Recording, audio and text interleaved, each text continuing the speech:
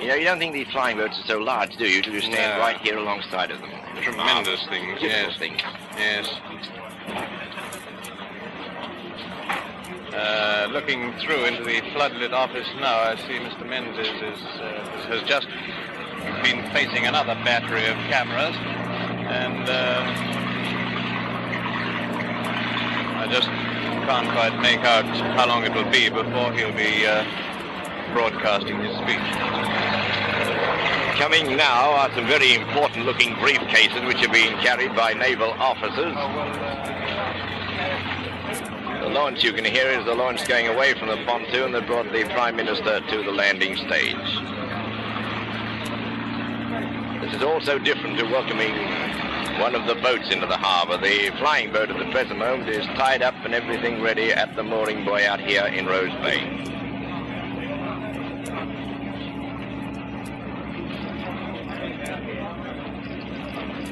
The offices of the flying room here are packed with people, movie cameras.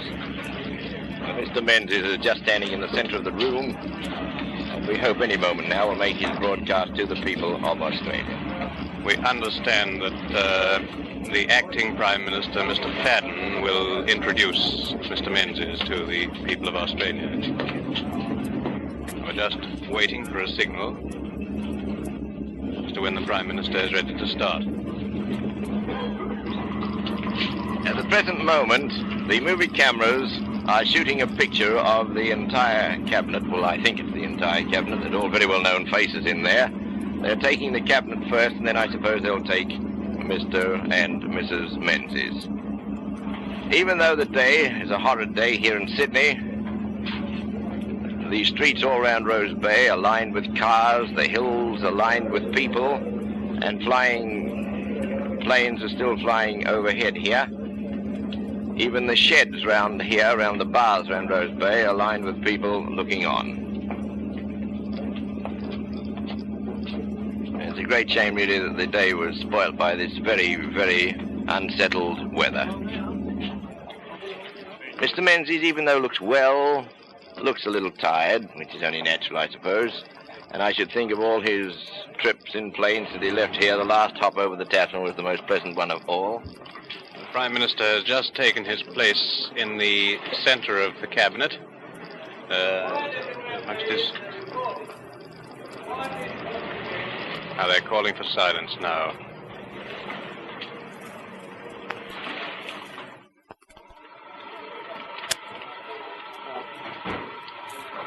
Ladies and gentlemen, the acting Prime Minister, the Honourable A.W. Fadden. People of Australia, on behalf of the people of Australia, I welcome back our Prime Minister, the Honourable R.G. Menzies. Mr. Menzies has returned today after having travelled 40,000 miles, after having carried out a strenuous and a very valuable mission on behalf of the nation of Australia, and particularly on behalf of our war effort. Strenuous to himself, valuable to Australia, valuable also to the British Empire, and being valuable to the British Empire, valuable to the cause of democracy. Mr. Menzies left Australia as a national leader. He is returning to Australia as an international figure. We are pleased and proud of what he has accomplished. We are quite satisfied that the people of Australia will recognise the very valuable service that Mr. Menzies has rendered and will welcome him back, fully realising his value to Australia, his value to the war effort. Mr. Menzies, your colleagues of the Ministry greet you with enthusiasm. Enthusiasm only exceeded by the joy that Mrs. Menzies and your family will greet you back home. You virtually have come back from the battlefront, and we are anxious to cooperate with you. We assure you of our continued loyalty, and we assure you that what you have done on our behalf has been appreciated and will be appreciated by the people of Australia. We welcome you home.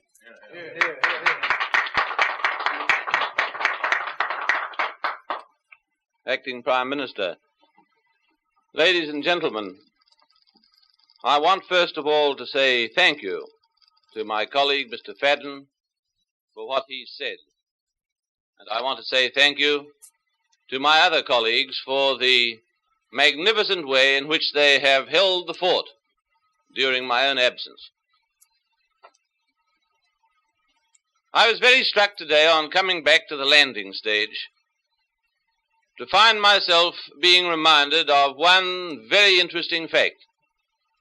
And that was that just as I come back from representing Australia in the councils of the Empire in this war, so my friend and colleague, Mr. Hughes, in his day, came back after doing magnificent work on a similar journey.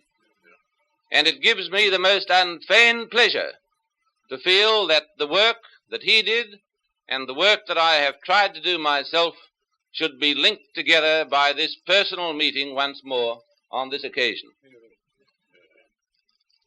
I'm not going to take your time now by endeavoring to say very much about this extraordinary journey.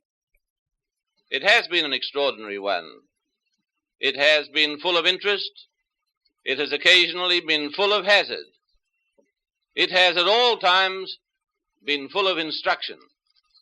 And I have endeavored so to represent Australia as to convey to the center of the war effort of the British Empire some of the spirit which I know exists in this country. Two great impressions I would like to mention very, very briefly. The first of them was the impression that I got when I visited in Palestine, in Egypt, in Libya, Australian fighting forces, both of the Army and the Navy and the Air Force. That was a great experience. It was a great experience to see Australian troops at Benghazi within 2 or 3 days of actual fighting. But what struck me remarkably every time I saw your sons and your brothers in those fighting areas was this. The very first question that was put to me by individuals, by groups, was always the same. The question was, how are they at home?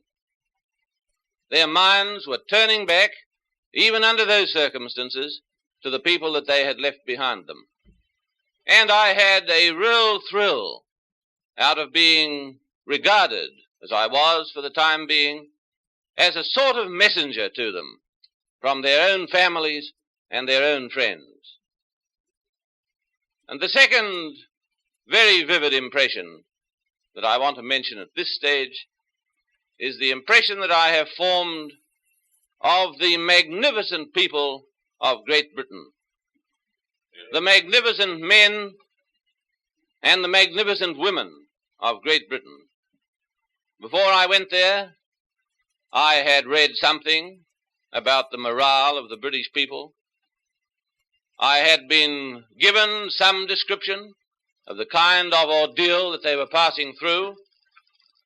I just want to say this to you, that nobody who has not been through these raids can have the faintest idea of the kind of strain to which they submit ordinary men and women whose one ambition is to live peaceably in their homes.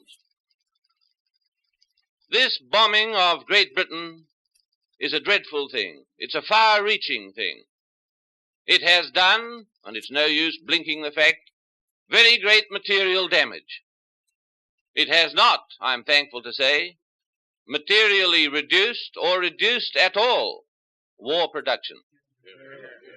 But above all things, it has left, I was going to say, untouched the spirit of the British people. I don't think that's true.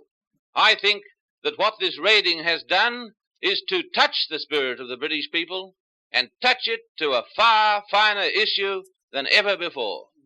I believe that the spirit of Great Britain is being tempered and strengthened by all these things that happen.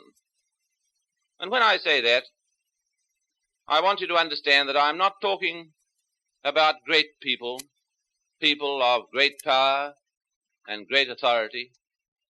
I'm talking about simple, plain people who've never had a place in the headlines, who are not known to the world as individuals, but those simple, plain people with so little to lose, frequently with so raw a deal from the world over the last 10 or 20 or 30 years, have been the people whose courage under this ordeal has been so magnificent that I shall certainly never forget it.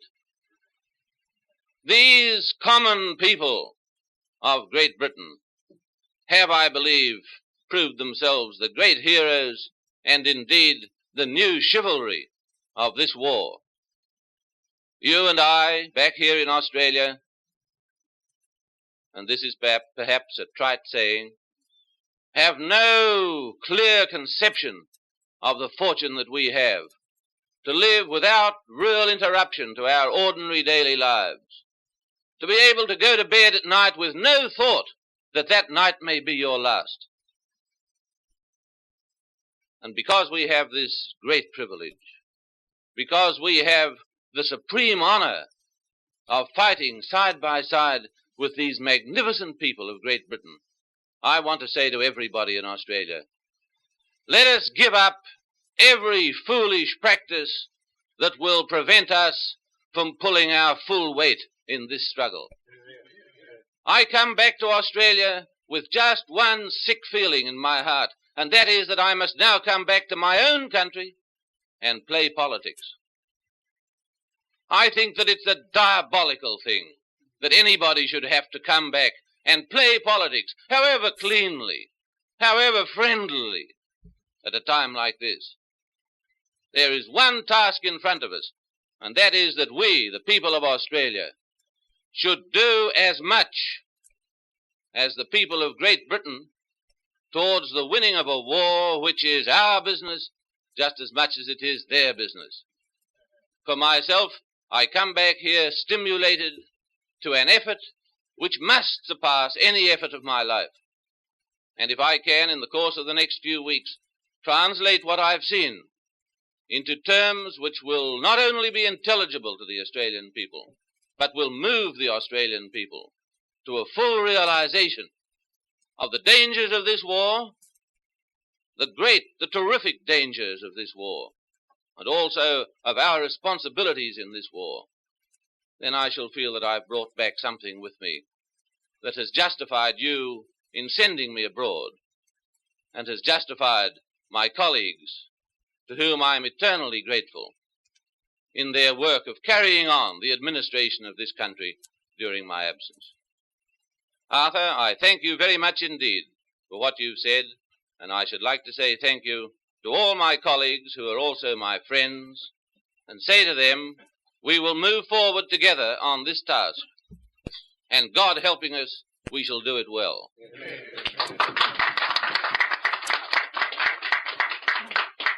We've been listening to the Prime Minister, the Right Honourable R.G. Menzies, speaking on his return to Australia from his memorable visit overseas.